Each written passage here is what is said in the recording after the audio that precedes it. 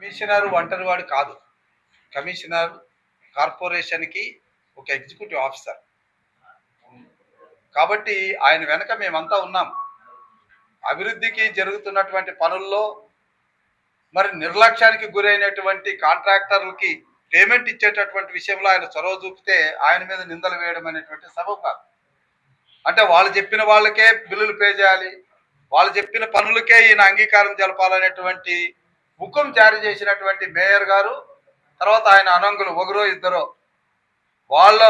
వాళ్ళ కోసం వాళ్ళు చేసే విమర్శలకి కమిషనర్ని నిందించారు తప్ప మరొకటేం కాదు.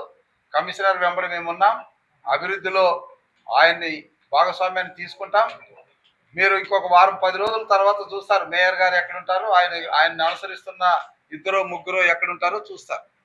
కాబట్టి ఎక్కడైనా ప్రజలకు ఎన్నికైనప్పుడు 57 డివిజన్లు ఉన్నప్పుడు 57 డివిజన్లకు కూడా సమన్వయంగా ఇవ్వాలి. ఎలక్షన్ వరకే పార్టీలు, అభివృద్ధిలో పార్టీలు ఏంటి? అక్కడ కూడా భేదాభిప్రాయాలు చూపించారు. నేను గమనించాను, 7 నెలలుగా గమనించి నేను ఒక అధికారిగా ఐఏఎస్ అధికారిగా వాళ్ళకి సజెషన్ కూడా చేశాను, కానీ వినలే. అదే ధోరణిలో ఉన్నారు. కాబట్టి ప్రజలు అభిప్రాయాలు, ప్రజల అభివృద్ధిని దృష్టిలో పెట్టుకొని మేము కొన్ని నిర్ణయాలు చేయాల్సి వచ్చింది. మా నిర్ణయంలో సహకరించినందుకు మా మిత్రులందరికీ కూడా ప్రత్యేకంగా అభినందనలు తెలియజేస్తాం.